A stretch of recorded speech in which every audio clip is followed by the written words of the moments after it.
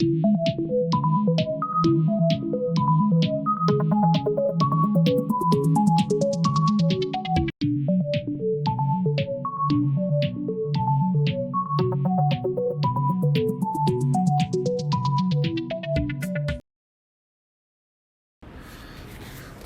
वालेकुम दोस्तों, members, viewers. ये एक वीडियो जो काफ़ी दिन से जिसकी रिक्वेस्ट आ रही थी। वैसे तो स्टॉप लॉस में मैं ऑलरेडी वीडियो कर चुका हूँ, मगर हमारे कुछ दोस्त ऐसे थे जो नए हमें ज्वाइन करते हैं। They don't know about 15 minutes rule. तो हमने सोचा आपको वीडियो की शक्ल में कुछ चीज़ें समझाएं। और काफ़ी मेरे ख़्याल में काफ़ी दिनों से इस बात की रिक्वेस्ट हमारे पास आ रही थी, मगर कुछ टाइम कंस्ट्रेंट था जिसकी वजह से मैं ये काम कर नहीं पा रहा था। तो हम इस वीडियो में स्पेसिफ़िकली स्टॉप लॉस के तमाम मामलात को डिस्कस करेंगे। अब हम चलते हैं अपनी दूसरी स्लाइड की तरफ।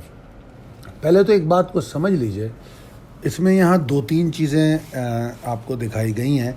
अगर आप इसको समझें, सबसे पहले सीधे हाथ पे आप देखेंगे कि आपको एक तस्वीर दिखाई गई है जिसमें बाइंग प्राइस, प्रॉफिट टारगेट और लॉस टारगेट बताया गया है। ये अगर आप समझें इस बात को, तो ये सब में पहले स्टॉक की कॉल जो आपके पास आती है, जिसको हम स्क्रिप्ट अपडेट कहते हैं, उसमें से पिक करने का तरीक़ा होता है कि हम ये देखते हैं कि किस स्टॉक का पोटेंशियल प्रॉफिट का कितना है और उसका लॉस टारगेट कितनी दूर है उससे, यानी कि स्टॉप लॉस कितनी दूर है। ठीक है ना। तो अगर हम देखते हैं कि स्टॉप लॉस ज़्यादा दूर नहीं है और प्रॉफिट टारगेट में कम से कम, यानी कि अगर आप इस तरह समझ लें कि 2 रुपए का प्रॉफिट है और 1 रुपए का लॉस है, तो ये हमारी मिनिमम कॉल हो सकती है। मिनिमम कॉल का क्या मतलब इस कॉल को हम पिक करेंगे, मगर ये हमारी बेस्ट कॉल नहीं होगी। मगर अगर आप ये समझ लें कि अगर 2 रुपए का प्रॉफिट है और 1.5 और 2 रुपए का लॉस है, ये 1.5 रुपए का स्टॉप लॉस है, तो उस कॉल को उसूली तौर पे आपने पिक ही नहीं करना चाहिए, क्योंकि रिस्क एंड रिवॉर्ड रेशो जो है एक्सेप्टेबल ही नहीं होता। तो ये जो यहाँ हमने बताया है, ये minimum risk and reward ratio है जिस पे आप एक ट्रेडिंग कॉल पिक कर सकते हैं। अब अच्छी कॉल क्या होगी? अच्छी कॉल ये होगी कि जो प्रॉफिट की रेंज है वो 2 रुपए से ज़्यादा हो, यानी कि जो 2/3 लिखा हुआ है उससे ज़्यादा हो, और जो लॉस लिखा हुआ है मैक्सिमम 1/3 वो इससे कम हो। जैसे अक्सर हमारी जो डेयरिंग कॉल होती हैं, आप देखते हो जो हम बॉटम पे देते हैं, तो उसमें हम उसको डेयरिंग एंड रिस्की कॉल ज़रूर कहते हैं, मगर फिर भी हम रिकमेंड करते हैं। तो क्यों रिकमेंड करते हैं? उसकी वजह ये होती है कि वो बिल्कुल सपोर्ट लेवल के पास होती है और इसका स्टॉप लॉस बहुत छोटा होता है। तो ऐसी सूरत में अगर हम रिस्की कॉल में एंटर होते हैं तो नंबर 1, वो हमें बड़ा प्रॉफिट भी दे जाती है, ये एक, मगर उसमें रिस्क लेवल ये होता है कि जो बियर्स मोमेंटम है थोड़ा निस्बतन ज़्यादा होता है। अभी बुल्स उसमें इस्टेब्लिश या अटेस्ट नहीं हुए होते, साबित नहीं हुए होते। तो इसलिए ये बात को समझाना पहले बहुत ज़रूरी है कि हम जब भी कॉल को सिलेक्ट करेंगे, हम ये देखेंगे कि जो चीज़ हम ख़रीद रहे हैं, जो स्टॉक, उसमें ऊपर जाने का पोटेंशियल कितना है और हमारा स्टॉप लॉस या लॉस टारगेट जिस पे हमको निकलना है वो कितनी दूर है। अब यहाँ पर एक और बात मैं समझाऊँ आपको। ये तो बात हम कर रहे हैं शॉर्ट टर्म ट्रेड के हवाले से, स्पेसिफिकली शॉर्ट या वीकली ट्रेड, क्योंकि वीकली ट्रेड भी शॉर्ट टर्म में ही आती है। ठीक है ना।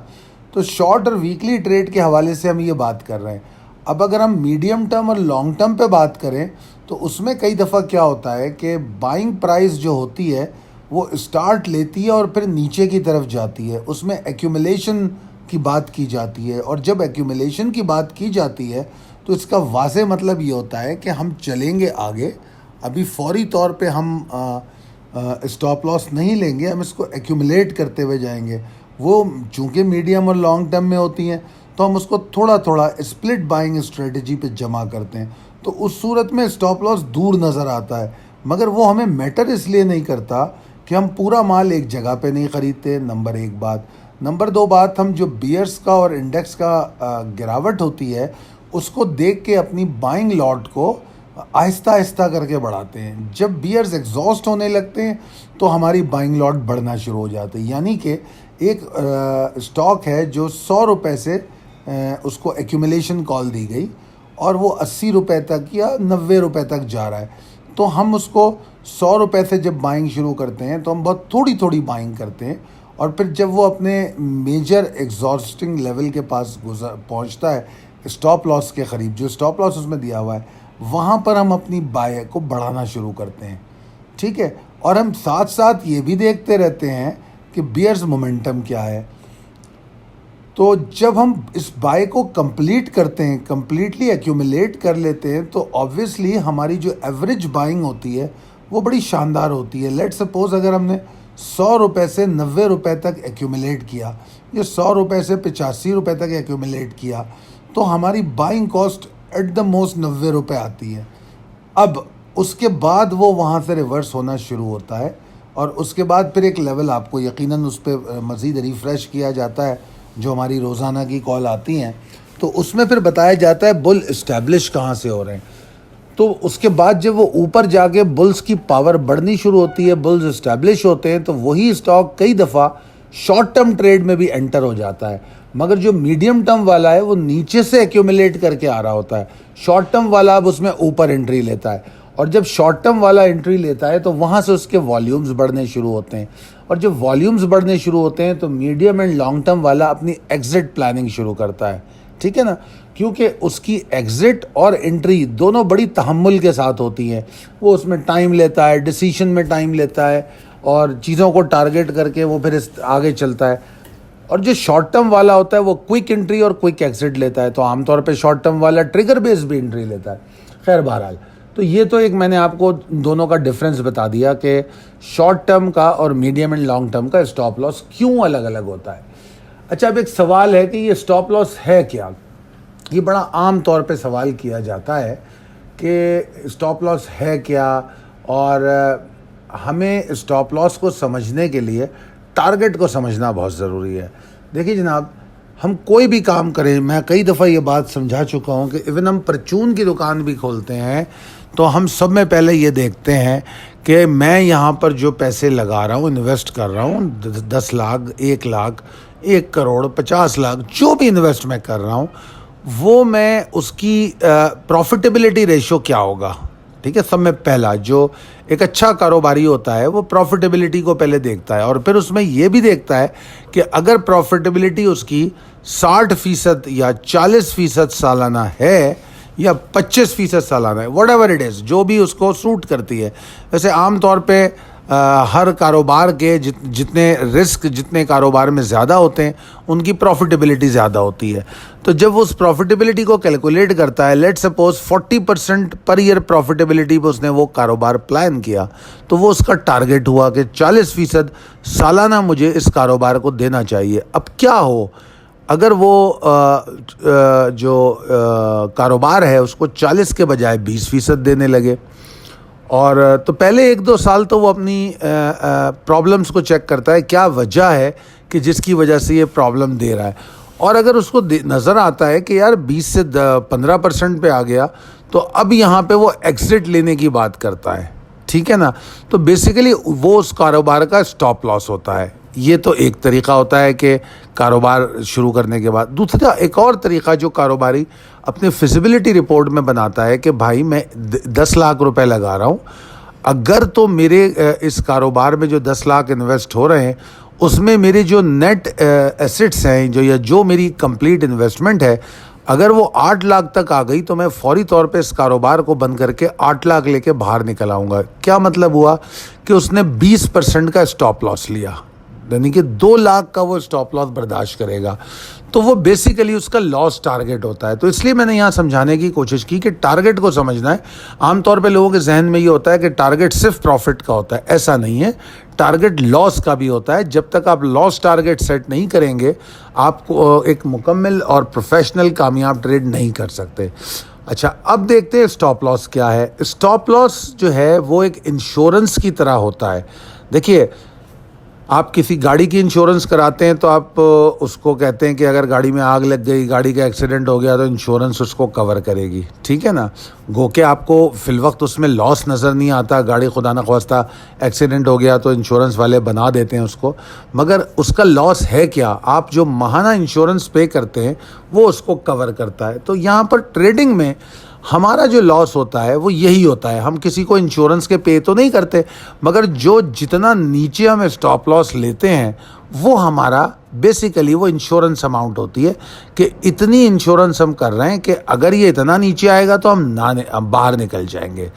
तो अगर अगेंस्ट दी ट्रेंड मार्केट जाती है या अगेंस्ट दी हमारी डायरेक्शन जाती है कि अगर हम बाय करके बैठे हैं और वो नीचे चले जाए, या हम शॉर्ट करके बैठे हैं वो ऊपर चले जाए, तो हम एक लॉजिकल सपोर्ट या लॉजिकल रेजिस्टेंस के पास स्टॉप लॉस को प्लेस करते हैं और फिर हम वहाँ पर अपनी पोजीशन को एग्जीक्यूट कर लेते हैं, बाहर निकल जाते हैं और एग्जिट ले लेते हैं।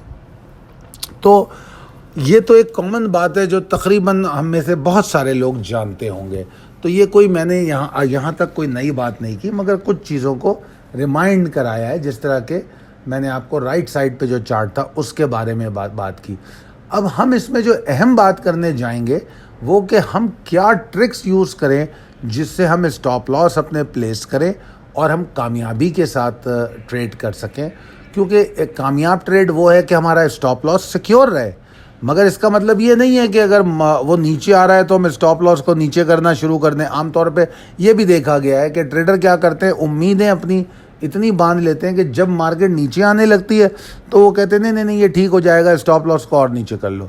अगर स्टॉप लॉस लॉजिकल लिया है तो उसको नीचे नहीं किया जाएगा, वहाँ पर निकला जाएगा। अब चलते हैं हम अपनी अगली स्लाइड की तरफ। इसमें मैंने लिखा है कि बहुत सारे ट्रेडर जो है स्टॉप लॉस पे बिलीव ही नहीं करते, ठीक है। वो अपनी होल्डिंग्स को बड़ी मजबूती के साथ थामे रखना चाहते हैं, उनकी उम्मीदें बहुत ज़्यादा होती हैं अपनी होल्डिंग से, उनको अपनी होल्डिंग से प्यार हो जाता है, जो कि एक इंतहाई ख़तरनाक बात है। क्योंकि हमें प्यार होना चाहिए अपनी इन्वेस्टमेंट से, अपने स्टॉक्स से नहीं, क्योंकि स्टॉक्स तो हम तब्दील करते रहते हैं। आज हमने एक स्टॉक लिया हुआ है, उसमें पोटेंशियल है, कल हम किसी और को बाय कर रहे होंगे। तो अपने स्टॉक से प्यार करके क्या फ़ायदा प्यार करना चाहिए अपनी इन्वेस्टमेंट से कि मैंने 1 लाख रुपए लगाए थे, क्या वो 1,10,000 हुए हैं या नहीं हुए हैं। ये अहम चीज़ होती है सब में पहली बात, ठीक है जी। उसके बाद अगर आप इसको थोड़ा सा प्रैक्टिकली सोचें तो कई दफ़ा ऐसा होता है कि स्टॉप लॉस में निकल जाना इसलिए भी बेहतर होता है। लेट सपोज एक स्टॉक बड़ा अच्छा है मगर उसका लॉजिकल स्टॉप लॉस ब्रेक हो गया, अगर आप उस पर निकल जाएंगे तो उसमें आपको फ़ायदा ये होगा कि वही स्टॉक जब नीचे जाके बॉटम करेगा, एग्जॉस्ट होगा, बियर्स उसके एग्जॉस्ट होंगे, तो हम दोबारा एंट्री ले लेंगे। लेट सपोज हमने एक चीज़ 90 रुपये पे बाय की और हम 85 रुपये पे स्टॉप लॉस लेके निकल गए और वो जाके एग्जॉस्ट हुई 70 रुपये पे, तो 70 रुपये पे हम री एंट्री ले सकते हैं, दोबारा बाय बैक कर सकते हैं। अब 85 रुपये से 70 रुपये का जो 15 रुपये का लॉस है वो हमने अपने टोटल लॉस में से माइनस कर दिया। अब जिसने 90 रुपये पे बाय किया है और वो अगर 70 रुपये तक बैठा रहा तो आप सोचिए कि वो 20 रुपये के लॉस में खड़ा है। जब उसका स्टॉक 90 रुपये के ऊपर क्रॉस करेगा तब जाके वो प्रॉफिट की शक्ल देखेगा। और जो आदमी 20 रुपये का लॉस बर्दाश्त करे, और सही बात है 20 रुपये का लॉस एक दिन में तो नहीं होगा, हो सकता है इसमें महीना लगे, 2 महीना लगे, तो उससे जो ट्रेडर सेंटिमेंट होता है जो इतना बिगड़ जाता है कि वो इतना फ्रस्ट्रेट हो जाता है कि जब वो 90 रुपये के पास पहुंचता है वो उसी वक्त माल बेच देता है। आम तौर पे ये देखा जाता है, आप लोगों ने भी, हो सकता है आप में से कुछ लोगों ने भी ऐसा किया हो, मैंने तो ज़रूर किया है। तो उसमें क्या होता है कि अब आप समझिए कि 2-3 महीने स्टॉक को रखा और 90 रुपये पे निकल गए हम। अब 90 रुपये पे बुल्स उसमें इस्टेब्लिश हुए और वो ऊपर जाना शुरू हुआ, 140 रुपये तक चला गया। अब हम बैठे रो रहे होते हैं कि यार मैं तो 90 पे बेच के बैठ गया और ये 140 तक चला गया। तो अगर दुरुस्त फैसले दुरुस्त वक्त पे किए जाएं तो ये जो फ्रस्ट्रेशन है ये हमको ट्रेड में नहीं मिलती, ठीक है ना। और फिर बाहर निकल जाने से दूसरा फ़ायदा क्या होता है, अगर 85 पे आप निकल जाएं तो आपकी नेट इक्विटी मुतासर नहीं होती। यानी कि अगर आपने 1,000 शेयर लिए 90 रुपए के, तो आपकी नेट इक्विटी 90,000 रुपये बन रही है। अब अगर उसका रेट 70 रुपये पे आ गया तो नेट इक्विटी आपकी 70,000 हो जाएगी। अगर तो आपने 85 का स्टॉप लॉस पे निकले होते आप, और उसके बाद क्या होता, फिर आप नीचे आते और वो 70 पे आ जाती प्राइस, तो आपकी नेट इक्विटी 85,000 होती। अब आप 85,000 का वो माल ख़रीद सकते थे। तो ये एक बहुत बड़ा बेनिफिट है। तो मेरे हिसाब से जिस तरह मैंने आज की 100 इंडेक्स कॉल में भी ये कहा कि हम तो डिफरेंस पे ट्रेड करते हैं, तो why worried of the direction. तो अगर नीचे जा रही है तो ठीक है, हम अपनी स्ट्रेटजी को अमेंड करेंगे और हम फिर नीचे चलेंगे, फिर दोबारा बाय कर लेंगे। जिस तरह आज की कॉल में हमने ग्लैक्सो हेल्थ केयर की बात की, हमने क्लोवर की बात की, हमने डीजी खान की बात की। तो अब ये जो एक्यूमुलेशंस की बात की, क्या मतलब था? क्या इन स्टॉक में हमने कभी एंट्री नहीं ली? बिल्कुल एंट्री ली है। अगर एंट्री लिए निकले हैं हम तो नीचे बाय करने की पोजीशन में, अगर निकले ही नहीं होते तो हम बाय बैक क्या कर रहे होते? तो लिहाजा ये चीज़ें हमारे प्रॉफिटेबिलिटी में हमें बहुत मदद देती हैं। तो अगर आपका स्ट्रॉन्ग बिलीव है कि ट्रेंड को कैसे फॉलो करना है, तो फिर आप ये सब कुछ कर सकते हैं। और एक बात हमेशा याद रख लीजिए कि ट्रेंड को आपने फॉलो करना है, ट्रेंड आपको फॉलो नहीं करेगा। बड़ा रॉन्ग परसेप्शन है, लोग ये समझ लेते हैं, मतलब एक आइटम को ख़रीदते हैं कि उसमें कुआं निकल आया, और उसके बाद जब वो नीचे गिरने लगता है तो उस वक्त जो है वो ये बैठ के सोच रहे होते हैं कि नहीं नहीं, इसकी अर्निंग बड़ी अच्छी है, ठीक हो जाएगा, इसकी फ़लाँ चीज़ बड़ी अच्छी है, वो ठीक हो जाएगा। ये बातें करने से क्या होगा? नेट इक्विटी तो बेहतर नहीं होगी। अगर अर्निंग अच्छी है तो ठीक है, जब उसका ट्रेंड, मंदी का ट्रेंड ख़त्म होगा, उस वक्त बाय कर लेंगे। मतलब इसको पॉजिटिवली सोचें ना। हम ऐसा थोड़ी है कि हम एक स्टॉक को उठा के मार्केट से बाहर फेंक रहे हैं, ख़तई तौर पे नहीं। वो मार्केट में रहेगा, हम उसकी जब बियर्स पावर कम हो जाएगी, हम उस वक्त एंट्री ले लेंगे। हम लेके क्यों बैठे रहे? ये बात को हमें समझने की ज़रूरत है। अगली स्लाइड पे चलते हैं, जिसमें मैंने ट्रेलिंग स्टॉप लॉस की बात की। ये बहुत अहम चीज़ है। मैं इस बात पे बहुत खुश भी हूँ कि जो लोग मेरे साथ काम कर रहे हैं, उन्होंने मेरे मुसलसल दबाव कह लें या बार बार उसका इजहार कह लें, उसकी वजह से ट्रेलिंग स्टॉप लॉस करना शुरू कर दिया।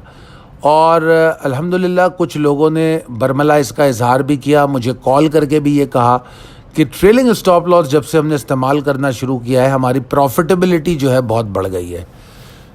हो सकता है कुछ लोग इसको नहीं मानते हों, मगर यूज़ करेंगे तो वो मानने पर मजबूर होंगे। ट्रेलिंग स्टॉप लॉस क्या है? बाय द मीनिंग, और जितनी आप लोगों की माशाल्लाह इन्फॉर्मेशन है, आप जानते तो अच्छी तरह है ट्रेलिंग स्टॉप लॉस क्या है। कि ट्रेलिंग स्टॉप लॉस वो होता है कि हम जो पहला स्टॉप लॉस प्लेस करते हैं उसको ऊपर लेके चलते हैं। अगर हम बाय में हैं तो ऊपर लेके चलते हैं in the direction of the trend, यानी कि अगर स्टॉक ऊपर जा रहा है तो हम अपने स्टॉप लॉस को भी साथ साथ ऊपर करते हैं। अच्छा, ट्रेलिंग स्टॉप लॉस में एक बड़ा रॉन्ग कॉन्सेप्ट है, क्योंकि बाहर की जो वेबसाइट होती है उन्होंने अपने सॉफ्टवेयर में ये सिस्टम दिया हुआ होता है कि वो प्राइस वैल्यू के साथ साथ उन्होंने एक ऑप्शन दिया हुआ होता है कि इतनी पिप्स वैल्यू पे आप इसको ट्रेल कर लें, या इतने पॉइंट पे आप इसको ट्रेल कर लें। ये एक गलत ख्याल है कि जो स्टॉप लॉस ट्रेल होता है वो इस तरीके से नहीं होता, क्योंकि स्टॉप लॉस को ना जो प्राइस वैल्यू बढ़ रही है उसको क़तई तौर पे नहीं पता कि वो कितने पिप्स में बढ़ रही है, या कितने पॉइंट्स में बढ़ रही है, या कितनी प्राइस वैल्यू में बढ़ रही है। वो अपने मोमेंटम को जानती है कि मोमेंटम बढ़ा हुआ है तो वो बढ़ रही है, मोमेंटम नहीं बढ़ा हुआ तो वो रुका हुआ है। ठीक है ना? तो इस बात का मतलब क्या हुआ कि जो हम स्टॉप लॉस को ऊपर लेके जाएंगे वो भी लॉजिकल होना चाहिए। यानी कि अगर हमारा पहला स्टॉप लॉस 70 रुपये पे था तो अगला स्टॉप लॉस ज़रूरी नहीं है 75 पे हो सकता है 72 रुपये 50 पैसे पे हो। दैट डिपेंड्स कि हमारा लेवल क्या है। इसके लिए हमारे जो ट्रेडर्स और मेंबर्स हैं वो तो बड़ी अच्छी तरह जानते हैं कि चाहे वो स्टॉक हो या इंडेक्स हो, हम प्रिसाइस लेवल पूरे आपको नीचे कॉल में देते हैं कि ये इसके प्रिसाइस लेवल है। तो जब ट्रेलिंग स्टॉप लॉस किया जाता है तो उन लेवल्स को इस्तेमाल किया जाता है। ठीक है जी? तो बहुत दफ़ा ऐसा होता है कि लोग बहुत ज़्यादा एक्साइटेड हो जाते हैं, और उसमें क्या होता है कि वो जैसे मतलब ऐसा बोलने लगते हैं, अरे नहीं जनाब ये तो 200 रुपये करेगा, नहीं जनाब ये तो 500 रुपये करेगा। देखिए, मैं इसमें इख्तलाफ नहीं करूँगा, उम्मीदें रखनी चाहिए, अच्छी बात है, ज़्यादा से ज़्यादा कमाने की भूख होनी चाहिए, इससे मैं इनकार नहीं करूँगा, क्योंकि ट्रेडिंग में अगर आपकी ख्वाहिश होगी तो आप चेस करना सीखेंगे, तो मैं इसके ख़िलाफ़ नहीं हूँ। मगर मेरा मानना सिर्फ ये है कि आप इसकी रिस्क मैनेजमेंट करते हुए ये ग्रीड रखें। अगर ये आपको ख्वाहिश या हिरस है कि ये और ऊपर जाएगा तो अच्छी बात है, जाने दें उसको, सिर्फ अपनी रिस्क मैनेजमेंट को बेहतर करें। वो कैसे करेंगे? वो जनाब ट्रेलिंग स्टॉप लॉस पे करेंगे। एक स्टॉक 70 पे लिया, वो 100 पे आ गया, आप कह रहे हो नहीं जी 150 जाएगा, अच्छी बात है, जाने दो, क्योंकि हमने ये स्ट्रेटजी नेट सोल पे इस्तेमाल की है। हम 60 रुपए के पास नेट सोल पे एंटर हुए थे और 295 तक गए। तो उसमें ऐसा तो नहीं था कि जिस वक्त 60 रुपए पे बाइंग हुई तो 295 का टारगेट दिया गया था। टारगेट रिविजिट हुए, उसके मोमेंटम को देख के टारगेट को बार बार चेंज किया गया। तो वहाँ पर क्या बेहतरीन ऑप्शन था? ट्रेलिंग स्टॉप लॉस का था। तो अगर आपको ऐसा लगता है कि जो आप 100 रुपए को देख रहे थे अब वो 150 आपको नज़र आ रहा है या 200 नज़र आ रहा है, तो ठीक है, उम्मीद कीजिए। मगर 70 रुपए पे जो पहले स्टॉप लॉस लगाया था, अब उसको आप अगली लॉजिकल सपोर्ट के नीचे लेकर आइए। अगर 100 रुपए पे खड़ा हुआ है तो देखें कि 100 रुपए के नीचे कौन सी लॉजिकल सपोर्ट है। लेट्स सपोज 97 पे है, तो 97 पे स्टॉप लॉस लगा ले, अब जाने दें 150 तक। अब फिर वो 125 पे आ गया तो फिर ठीक है, 125 के नीचे देखें कौन सी लॉजिकल सपोर्ट है। अगर 125 के नीचे लॉजिकल सपोर्ट मिल गई तो फिर 125 पे लगा ले। अब अगर खुदा ना खास्ता वो आपके जो उम्मीदें थी 200 की या 150 की वहाँ तक नहीं गया और 125 से नीचे भागा, तो आपका ट्रेलिंग स्टॉप लॉस जो 122 पे था, आप वहाँ एग्जिट ले लेंगे। अब आप सोचिए, इसका फ़ायदा ये हुआ कि 70 के बजाय आप 122 पे बाहर आए, गो के निकले आप स्टॉप लॉस पे, मगर बहुत अच्छे प्रॉफिट में। और कई स्टॉक ऐसे होते हैं जो वक्ती तौर पे एग्जॉस्ट होते हैं, फिर दोबारा एक्यूमुलेट होकर ऊपर चलते हैं। जीजीएल की मिसाल आपके सामने बड़ी वाज़ेह है। अब जीजीएल की मिसाल बिल्कुल हमारे सामने, जिस तरह मैंने बताया कि उसने हमें बार बार एक्यूमुलेट होने का मौका दिया। तो अगर तो हम ट्रेलिंग स्टॉप लॉस पे निकले हैं, तो अगर आप जीजीएल का पैटर्न देखेंगे, अगर जीजीएल अगर आप 26 फरवरी से देखें तो 26 फरवरी से 10 मार्च तक ये एक मुसलसल ऊपर की तरफ जाता रहा। बेहतरीन अपॉर्चुनिटी ट्रेलिंग स्टॉप लॉस की। अब जहाँ से वो एग्जॉस्ट हुआ, तो अब ज़रा मैं आपको ये ट्रेलिंग स्टॉप लॉस की अफादियत डिस्कस कर रहा हूँ, तो थोड़ा अच्छा है कि हम डिटेल डिस्कस कर लें। तो उसके बाद जो हाई और लो बनते हैं 24.50 और 20.50।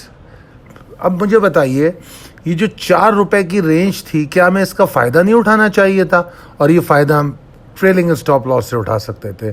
फिर दोबारा वाज़े तौर पे 20.50 पे एक्यूमुलेट होता हुआ नज़र आया, मतलब सिर्फ 20.50 पे नहीं, बल्कि आप समझ लीजिए 21.50 और 20.50 के बीच में। फिर उसके बाद चला वो ऊपर और फिर जाके वो रुका तकरीबन 33.70 के पास। फिर उसने कोई 5-6 दिन लिए। अब वो 5-6 दिन बहुत से लोगों के लिए जानलेवा हुए कि यार और नीचे ना चला जाए। उन्होंने ऊपर ख़रीद लिया था, जल्दी में निकल गए, और फिर वो 33-70 से ऊपर चला और जनाब आली 45-96 तक चला गया। 45-96 से नीचे आया 34-50 तक। अब आप क्या समझते हैं, हर कोई क्या इसमें रुक सका होगा? नहीं रुक सकता था, ठीक है ना। बहुत से लोग इतना स्ट्रांगली इसको नहीं देख सकते थे।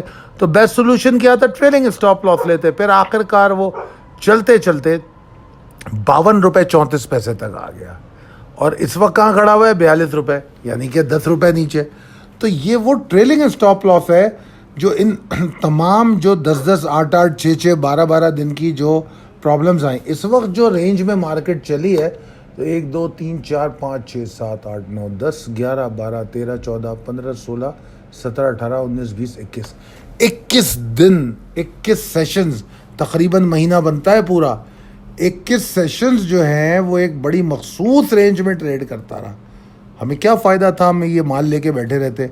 अगर हम माल लेके 52 का बैठे रहते उस 21 दिन में, और फिर ये 42 पे आता, तो हम सिर्फ अफसोस करते हैं, ठीक है ना। अब नीचे आया, हम फिर एक्यूमुलेट करेंगे।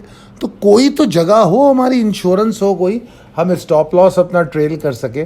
तो ये इसका मकसद था। तो ट्रेलिंग स्टॉप लॉस जो सब में बड़ा फ़ायदा देता है वो ये देता है कि ऐसे स्टॉक जो मुख्तलिफ राइड्स बनाते हैं, फेज़ में ऊपर जाते हैं, आप उनकी तमाम स्विंग्स को एंजॉय कर सकते हैं, ठीक है ना।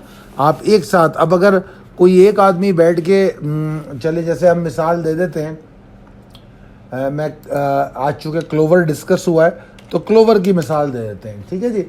अब जैसा कि कोई बात करे क्लोवर की जनवरी से, आमतौर पे हम किसी एक साल की बात करते हैं ना, अब जनाब जनवरी से बात करें क्लोवर की, तो जनवरी में के बाद जो क्लोवर का लो बना है वो बना है 49 रुपीज़ 50 पैसे का, ठीक है जी। अब क्या होगा, जब दिसंबर 31 आएगी तो लोग साल का जो लो है और हाई उन जो या उस वक्त की जो प्राइस होगी उसको उठा के देख लेंगे, बताएंगे कि जी ये ग्रोथ रही इसकी, ये कैपिटल गेन हुआ। अब रियलिटी में क्या है कि जनवरी में आप यकीन कीजिए ये 80 रुपये से 50 रुपये तक आया, 30 रुपये नीचे आया। तो अगर तो कोई जनवरी पहली को लेके बैठा हुआ है 80 रुपये का या 75 रुपये का, उसने फालतू में 50 रुपये देखे, 50 रुपये के बाद ये ऊपर गया 71 समथिंग तक, या पता नहीं क्या था वो, मैं आपको बता देता हूँ, डेट भी बता देता हूँ। ये 71.65 तक गया 9 जून को, ठीक है। 75 रुपये वाले का रेट तो अभी भी नहीं आया, उसके बाद फिर नीचे आ गया 55 रुपये पे, 55 रुपये से फिर 61 रुपये पे आ गया।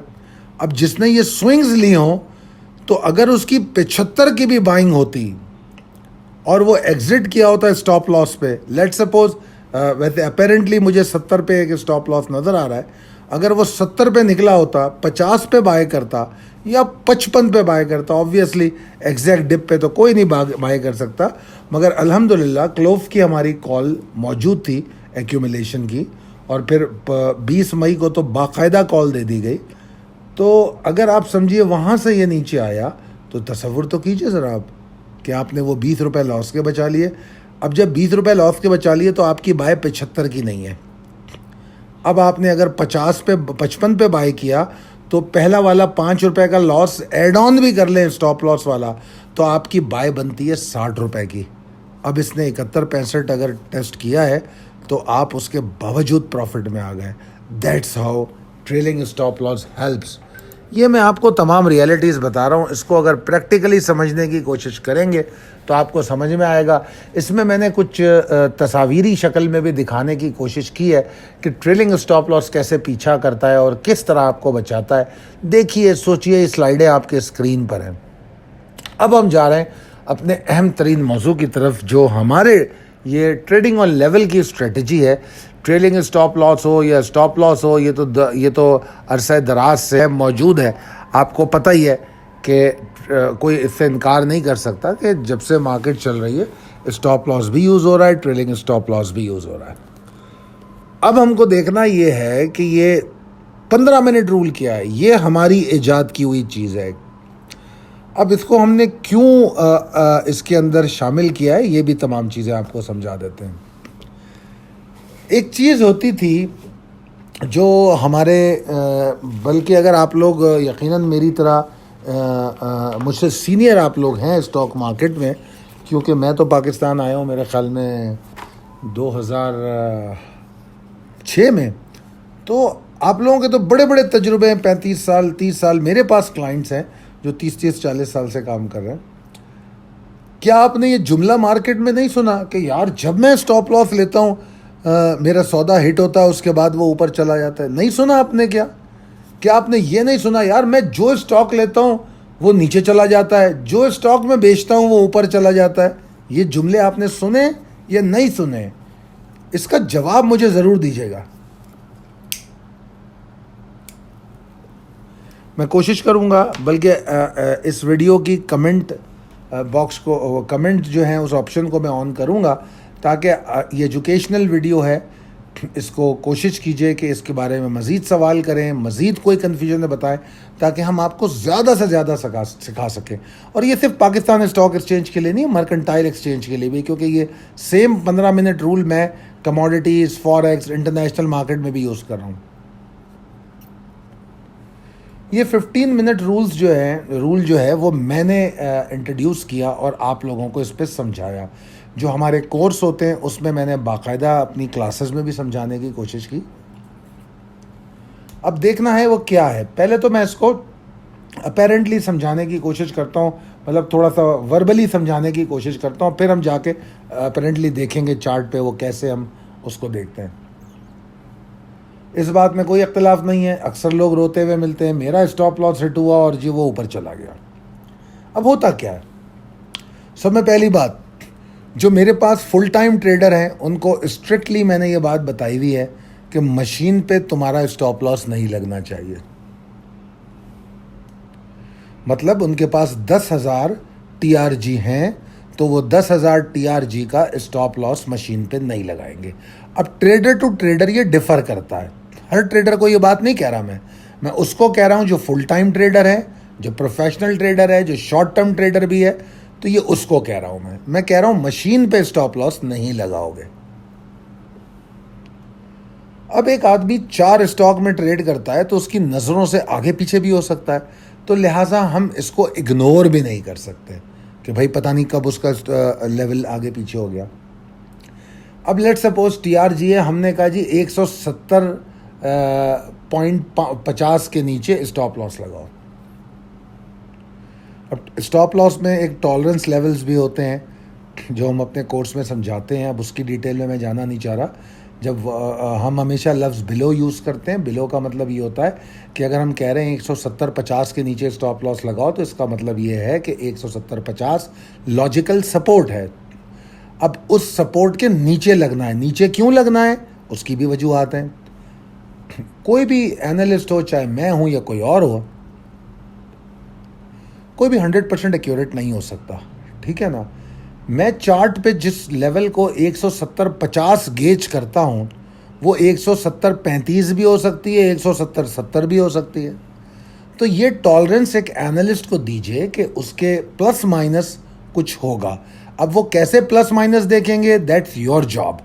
एक्यूरेसी ऑफ द एनालिस्ट को देखिए, उसकी कितनी कॉलें, कितने स्टॉप लॉस एक्यूरेट होते हैं, उसके हिसाब से आप उस एनालिस्ट को एक टॉलरेंस लेवल दे सकते हैं। जो टॉलरेंस लेवल मेरे ट्रेडर मुझे देते हैं अल्हम्दुलिल्लाह, वो मैं यहाँ डिस्कस करना नहीं चाहता क्योंकि ये यूट्यूब की वीडियो है और इसको तमाम लोग सुनते हैं। ये काम आपने खुद करना है। उसके बाद जब हम वो टॉलरेंस देख लेते हैं, उसके बाद फिर हम एक और टॉलरेंस देखते हैं। वो क्या टॉलरेंस है, वो हम volatility of the index and stock देखते हैं। हर रोज़ इंडेक्स का वॉलेटिलिटी बैंड अलग होता है, स्टॉक का वॉलेटिलिटी बैंड अलग होता है, ठीक है ना। आज IT सेक्टर बड़ा ऊपर नीचे हो रहा है, ऑब्वियसली TRG की वॉलेटिलिटी थोड़ी ज़्यादा होगी, तो हम उस वॉलेटिलिटी बैंड को गेज करते हैं कि यार ये 15-15, 20-20 मिनट में कितनी मूव में चल रहा है, ऊपर और नीचे कितना कितना हो रहा है। तो वहाँ फिर हम उसको गेज करके वहाँ लाइनें लगाते हैं। अब जनाब 170.50 के नीचे स्टॉप लॉस लगाने को कहा हमने, लेट सपोज 170.35 कैलकुलेट किया एनालिस्ट का, हमने उसमें डिस्काउंट किया।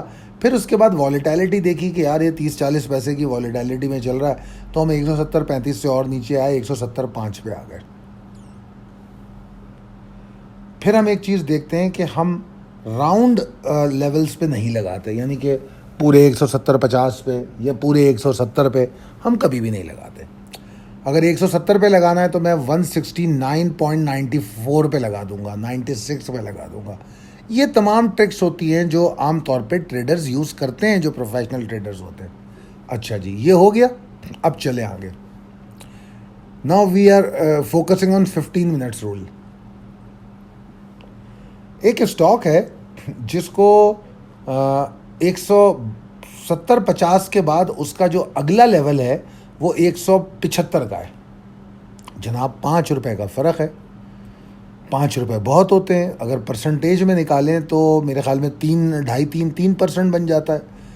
तो क्या मैं 170 का स्टॉप लॉस लेके 175 का वेट करता रहूं बैठा हुआ? नहीं जनाब, मैं नहीं करूंगा। क्या ज़रूरी है कि हर स्टॉक रोज़ाना 5 और 7.5% मूव करे? कोई ज़रूरी नहीं है, ठीक है ना। अब मैं क्या करूंगा, अब मैं देखता हूं इंट्राडे चार्ट डेटा पोर्टल जो पाकिस्तान स्टॉक एक्सचेंज की साइट है उस पर रोज़ाना मौजूद होता है हर स्टॉक का, और जिस ब्रोकर के पास भी आप काम करते हैं उनके सॉफ्टवेयर में भी ये चीज़ मौजूद है। जब ये तमाम चीज़ें मौजूद हैं तो हम उसको इस्तेमाल करेंगे। किस तरह इस्तेमाल करेंगे? हम उनका जो इंट्राडे चार्ट चल रहा है, इस वक्त जो टीआरजी की पोजीशन चल रही है, उस चार्ट को हम खोल लेंगे और हम देखेंगे कि वो 170 से चला 171 के पास आया या 171.50 के पास आया, और 171.50 के पास आने के बाद उसने 15-20 मिनट गुजारे या नहीं गुजारे। वहाँ हमने देखा कि उसने वहाँ 5 मिनट गुजारे, फिर वो 170 पे आ गया, या 2 मिनट गुजारे फिर वो 170 पे आ गया, तो हमारा 170.50 वाला ही स्टॉप लॉस वैलिड है। फिर दोबारा ऊपर गया वो, अब वो 172 के पास गया, फिर 172 से लेके 172.50 के बीच में वो आधा घंटा चलता रहा। अब मेरे लिए बड़ा आसान हो गया कि मैंने 172 के नीचे स्टॉप लॉस कर दिया, तो मेरा स्टॉप लॉस 2 रुपये ऊपर ट्रेल हो गया। लॉजिकल जो लेवल था वो तो 175 पे था, मगर अब यहाँ मैं 15 मिनट रूल या 30 मिनट, आप इसको 15 मिनट्स, मैं इसलिए कहता हूँ कि मैं डेली ट्रेडर को 15 मिनट रूल पे करने को कहता हूँ, depending on the volatility and the speed of the stock. ना हर एक की केमिस्ट्री अलग होती है। कुछ स्टॉक ऐसे हैं जिनकी केमिस्ट्री ऐसी होती है, वो बड़ी स्पीड में ऊपर नीचे हो रहे होते हैं, जैसे टीआरजी हो गया, एवेंसियन हो गया, नेटसोल हो गया, और किसका नाम लूँ, जीएचएनआई हो गया, जीएचएनएल हो गया, तो उसके अलावा एटीआरएल हो गया। तो ये ऐसे स्टॉक हैं जिनकी केमिस्ट्री थोड़ी तेज़ होती है, तेज़ी से ऊपर जाते हैं, तेज़ी से नीचे जाते हैं। तो इनको मैं 15 मिनट्स रूल में ले लूँगा। अब मैं कैसे चेक करूँगा इसको? मैं इसको देखूंगा कि इसने 15 मिनट पे कितना टाइम गुजारा है। जो लोग पाकिस्तान मर्केंटाइल एक्सचेंज या कमोडिटीज इंटरनेशनल मार्केट में ट्रेड करते हैं, उनके लिए तो बड़ा ही आसान होता है। उनके पास लाइव चार्ट मौजूद होते हैं, जो हम एफएक्सीएम के चार्ट देते हैं उनको, उस चार्ट पे वो पहले ही लाइन लगा लेते हैं, लाइन ड्रॉ कर लेते हैं 1 आवर चार्ट पे। 1 आवर चार्ट पे वो लाइन लगाने के बाद उसको इन्वेस्टिगेट करते हैं 15 मिनट और 5 मिनट पे, और देखते हैं कि वो कितनी स्ट्राइक्स हो रही हैं, और स्ट्राइक्स जो हो रही हैं उनका ज़्यादा जो मतलब डायरेक्शन है वो नीचे की तरफ है या ऊपर की तरफ है। अब चलते हैं हम अपनी अगली स्लाइड की तरफ, और अगली स्लाइड पे मैं आपको वो चार्ट दिखाने जा रहा हूं जिन चार्ट की मैं बात कर रहा हूं। ठीक है जी। अब देखिए जनाब, ये जो अगली स्लाइड है 15 minutes rule of trailing stop loss, इसमें आप देखें कि we use this rule above our logical trailing stop loss. यानी कि जब हमारे पास लॉजिकल स्टॉप लॉस होता है तो पहला ऑप्शन तो यही होता है, हम उस पर अपना लॉजिकल स्टॉप लॉस लगाते हैं, जो लॉजिकल लेवल होता है। अब अगर दो लॉजिकल लेवल के बीच में इतना ज़्यादा फासला है कि हमको उसके बीच में कोई लेवल हमारे पास लॉजिकली नहीं है जो हमारी प्रिसाइज टेबल में दिया गया है, क्योंकि जो प्रिसाइज टेबल में लेवल दिए जाते हैं कोई ऐसा तो नहीं है रुपए 2 रुपए के फ़र्क से दिए जाते हैं, वो लॉजिकली किसी टेक्निकल स्टडी के मुताबिक होते हैं तो दिए जाते हैं, वरना नहीं होते। कभी 7 रुपये का भी फ़र्क होता है, कभी 50 पैसे का भी फ़र्क होता है, कभी 1.5 रुपये का फ़र्क होता है, डिफरेंट होते हैं। तो ऐसी सूरत के 5-6 रुपए का फ़र्क आ गया, 2-3 रुपए का, या लंबा फ़र्क आ गया, अगर 40 रुपए का शेयर है उसमें 70-80 पैसे का अगर डिफरेंस है तो बहुत ज़्यादा है, वो मैं 80 पैसे वेट थोड़ी करूँगा। ठीक है जी। तो हम क्या करेंगे, हम जनाब मॉनिटर करेंगे छोटी छोटी कैंडलों को, 15 मिनट चार्ट पे जाएं, 5 मिनट चार्ट पे जाएं। जो लोग इंटरनेशनल मार्केट और इसमें ट्रेड कर रहे हैं, कमोडिटीज़ में, जो स्टॉक पे कर रहे हैं, वो जो डेटा पोर्टल साइट है उसका चार्ट खोलें और टाइम देख लें।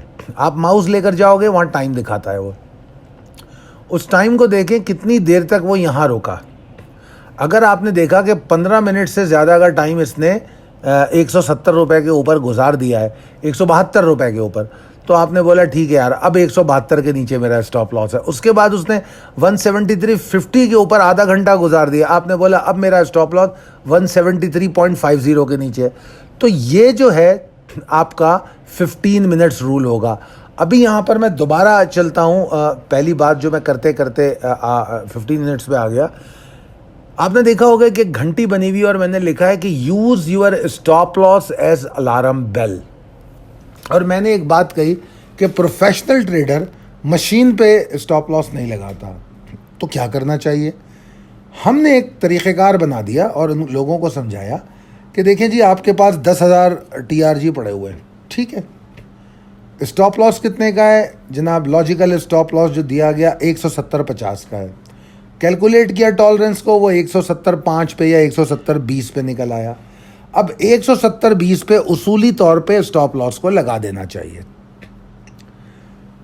मगर हम 170.20 पे पूरे 10,000 TRG का स्टॉप लॉस नहीं लगाएंगे, हम सिर्फ 500 का लगाएंगे या 100 का। अगर 100 की लॉट है तो 100 का लगा देंगे, अगर 100 से ज़्यादा की लॉट बन रही है, मिनिमम लॉट जो भी बन रही है, हम उसका स्टॉप लॉस लगा दें, चाहे वो 100 का हो चाहे वो 500 का हो। अब जब हमने वो लगा दिया और अब हम बेफिक्र हो गए। क्यों बेफिक्र हो गए? कि अगर वो हमारे 100 या 500 शेयर जो हमने स्टॉप लॉस लगाए, अगर तो वो हिट हो गए तो इसका मतलब है अलार्म बज गया कि जनाब आपका स्टॉप लॉस हिट हो गया है। अब हम वो जो बाकी 9,500 हमारे पास शेयर्स पड़े, वो हम फौरी तौर पे नहीं बेच रहे। अब हम उसको 5 से 7 मिनट देंगे वहाँ पर जिस जगह पे वो हिट हुआ है। अगर उसके नीचे वॉल्यूम जनरेट हो रहे हैं तो वो 9,500 शेयर हम इकट्ठा बेच देंगे। हम उसको स्टॉप लॉस प्लेस नहीं करेंगे, हम सीधा उठाएंगे और उसको फेंक देंगे, एग्जिट ले लेंगे। अब अगर ऐसी सूरत में ये क्यों कर रहे हैं हम, ये क्यों कर रहे हैं? उसकी वजह ये है कि मशीन पे अगर आप 10,000 का स्टॉप लॉस लगा देंगे तो कोई शार्प लो आएगा और आपके पूरे स्टॉप लॉस का माल आपका निकल जाएगा और वो फिर ऊपर चला जाएगा। अगर आपने सिर्फ 100 या 500 शेयर लगाए होंगे, अगर कोई शार्प लो आएगी तो आपके 100 या 500 शेयर आए होंगे, उसके बाद कुछ नहीं होगा और फिर वो दोबारा ऊपर चला गया अगर शार्प लो है। और ऐसा हुआ तो आपके 9,500 शेयर बच जाएंगे और वो शार्प लो में जिसने आपको ट्रैप करने की कोशिश की है। ये ट्रैप कौन करता है?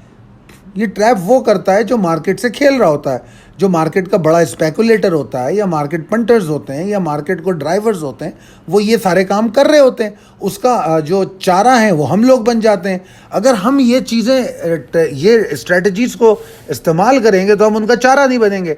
वो अगर उसने माल फेंका माल उठाने के लिए नीचे, हमारे तो सिर्फ 500 शेयर गए और उसने तो नीचे माल को रखना नहीं था, उसने बाइंग करनी थी नीचे, वो शार्प लो बना के ऊपर चला गया। एटलीस्ट मेरे पास 9,500 पड़ा हुआ है, अब मैं 9,500 आराम से अपने टारगेट पे बेचूंगा, मजीद ट्रेल करके जितना ऊपर जाता है मैं जाऊंगा। That's why we use the minimum lot in on machine, ताकि वो एज अ अलार्म बेल का काम करे। जब वो 100 या 500 शेयर हिट होते हैं तब मैं फोकस हो जाता हूं, क्योंकि अलार्म बज गया।